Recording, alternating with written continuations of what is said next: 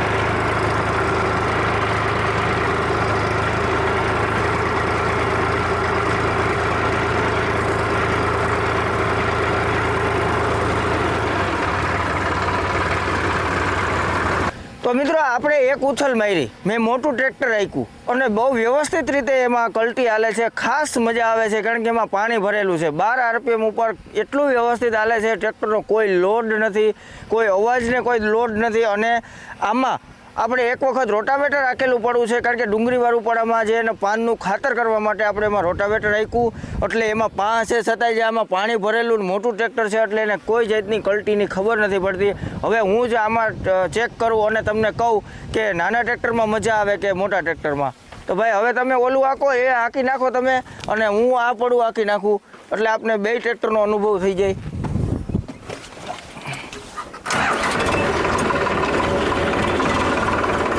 અને આપણે પછી હરાયો ભરશું પહેલાં તો વારી લઈ, તો આ નાનું ટ્રેક્ટર વારવામાં સરળતા પડે છે. આ નાના ટ્રેક્ટરમાં આપણે જે વારવું છે ન્યા એના માટે ત્યાં બેસ્ટ ટ્રેક્ટર છે. હવે આપણે આને બહાર ઉપર હું આપું છું.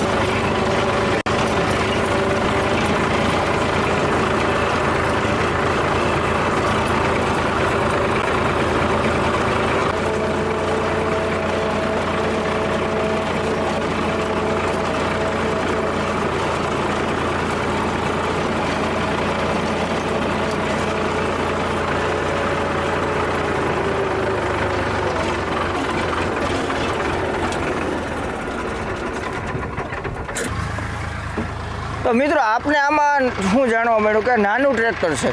નાનું ટ્રેક્ટર છે એટલે આમાં પાણી ભરેલું નથી, એટલે દાંતી આપણે બેહાડવા જઈએ એટલે વાઇબ્રેશન કરવા માંડે વધારે. આ કારણ કે આ પાંહવાળું પડું છે એટલે ટ્રેક્ટરના ટાયર સ્લીપ મારી જાય. મોટા ટ્રેક્ટરમાં એ પાંહ છે એમાં કોઈ ફરક નથી પડતો એના વજનથી, અને તોય પણ કલ્ટી ધડો તોડે છે. આ ટ્રેક્ટર એનો ધડો તોડી નથી શકતું, એટલે મેં ફરી પાછું ઓલા ટ્રેક્ટરને ઓલી બાજુ મોકલું, કારણ કે મને જાણવા મળે કે આ બાજુ હું ઉથલ મારું તો પહોંચું નથી ને, એમ કે શંકાનું સમાધાન. એટલા માટે હું પાછું એ ટ્રેક્ટરને ઓલી બાજુ મોકલી દીધું. નહીં પડું એ બાજુ આડ હોય, અથવા તો હું આ બાજુ ચેક કરી લઉં કે આ ટ્રેક્ટર આ બાજુ હાલશે તો હું ફેર પડે છે.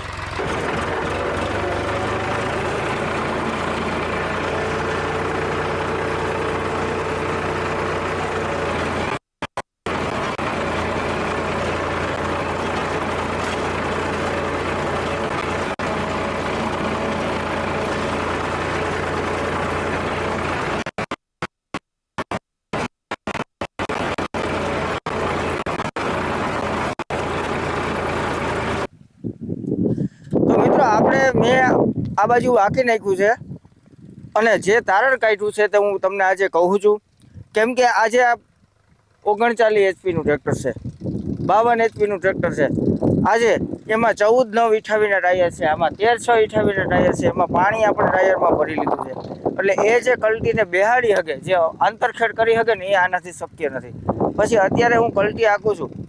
આ ટ્રેક્ટર લઈને હું આંકવા જાઉં તો 600 રૂપિયા ભાવ રાખું છું. એ ટ્રેક્ટર લઈને જાઉં તો કલાકના 700 રૂપિયા ભાવ રાખું છું. તો ઘણા ખેડૂત મિત્રોને એવો પ્રશ્ન થતો હોય છે કે ભાઈ ટ્રેક્ટર આપણે એમ કહીએ કે મોટું આવે તો 700, તો એમાં શું ફરક છે ને, એ આજે જોવા મળ્યો છે. આ જે કામ આપે ને એનાથી વધારે જ કામ આપે, અને આનાથી ને ડીઝલ પણ વધારે લે છે. તો આજે ઘણા ખેડૂત મિત્રો એવા હોય કે ભાઈ નામ ઉપર હાલે છે, ટ્રેક્ટર આને કોઈ મતલબ નથી રાખતા કે ભાઈ ફલાણા ભાઈ છે તે દાંતીના ભાવ તો ઓછા લે છે, આપણું ટ્રેક્ટર મોટું હોય અને આપણે 100 રૂપિયા વધારે લઈને તો એમ કે ભાઈ એ તો મોંઘું છે, એના વધારે છે. અને આપણા ખેડૂત મિત્રોને એક કેવી વિડંબના છે કે ટ્રેક્ટરના ટાયર ફરવા જોઈએ તો જ દાંતી અથવા કલ્ટી બેહે છે એવું એને પ્રૂફ થાય.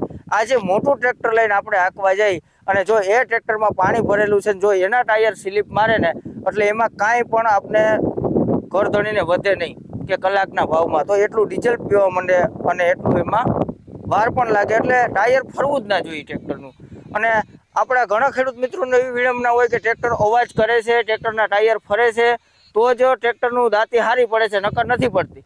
અને આપણે એમ કહીને કે હાર્ડ પડવું છે તો ટાયર ફરીને બતાવવાનું, તો એને હાર્ડ સમજવામાં આવે, નકર એમ કે પોચું જ છે પણ આને બેહાડવી નથી. એટલે આ બધી વસ્તુમાંથી હવે આપણે બહાર નીકળો. જેવું વાહન છે એવું કામ આપશે જ, કારણ કે આને ખરીદવા જાય અને એને ખરીદવા જાય તો 1 લાખ 1.5 લાખ રૂપિયાનો ભાવમાં ફેર હોય છે. એના ડીઝલમાં ફેર આવે છે, એના ઓઇલમાં ફેર આવે છે, એમાં મેન્ટેનન્સમાં ફેર આવે છે, જેથી કરીને જેવું વાહન એવા ભાવ હોય છે. તમે એ જુઓ. અમુક હવે એક વસ્તુ કોઈને દુઃખ લગાડવાની વાત નથી કે કોઈને આપણે ઠેસ પહોંચાડવાની વાત નથી. એક ઉદાહરણ દઉં છું કે આજે આપણે 2 લાખનું ટ્રેક્ટર લઈ આવ્યા જૂનું કોઈ પણ કંપનીનું, તો 2 લાખનું ટ્રેક્ટર કેવું કામ આપે અને નવું 6 લાખનું 7 લાખનું ટ્રેક્ટર લેવું એ કેવું કામ આપે. તો હવે એ બેયના ભાવ સેમ લેવા પોસાય નહીં, કારણ કે જે જૂનું ટ્રેક્ટર છે એ ઉની હારે કામ આપી જ શકવાનું નથી. ભલે હોર્સ પાવર હરખા હોય ને તો પણ ના આપી શકે, કારણ કે એની જે એન્જિનની તાકાત છે ને એક વખત ખુલી ગયું ને એટલે એની મજા વહી ગઈ છે. ને હું જ્યાં સુધી ટ્રેક્ટરના એન્જિન ખોલવાનો સમય આવે એ પહેલાં મારું ટ્રેક્ટર બદલી જાય છે, તો જ તમે ભાડા કરી શકો નવા ટ્રેક્ટરથી. બાકી જૂના ટ્રેક્ટરથી ભાડા કરી ન શકો, તમને ના પોહાય, આમાં ખેડૂતોને હકવવું ના પોહાય. એટલે બધાને એવી ભલામણ છે કે તમે કોઈ પણ હોર્સ પાવરનું ટ્રેક્ટર ખરીદો. હવે તમને એ વસ્તુ કહી દઉં કે ટ્રેક્ટર મોટું ખરીદવું કે નાનું, આજે તમારે રોટાવેટર, પ્લાવ અને એવા બધાય કામ લેવા છે તો 52 HP થી 55 HPની કેટેગરી ફર્સ્ટ ક્લાસ છે. અને તમારે ઘર પૂરતું દાંતી, રાપ, માડ, ઓરણી, વાવેતર આ એવા બધાય જે કામ કાઢવા છે, હવા જે કલ્ટી છે, તો એમાં આ 35 HP થી 40 HPની રેન્જ બરાબર છે. આ ચોમાસે પણ કમ્પ્લીટ હાલે છે. એટલે આ હતો આપણે વિડીયોનો મુદ્દો. આ મુદ્દો તમને મગજમાં બેઠો હોય કે ના વાત બરાબર છે તો વિડીયોને ખૂબ શેર કરો અને વિડીયોને લાઇક કરો, ચેનલ સબસ્ક્રાઈબ કરો. હવે નવા વિડીયો આવો કંઈક મજેદાર જય જવાન, જય કિસાન, જય.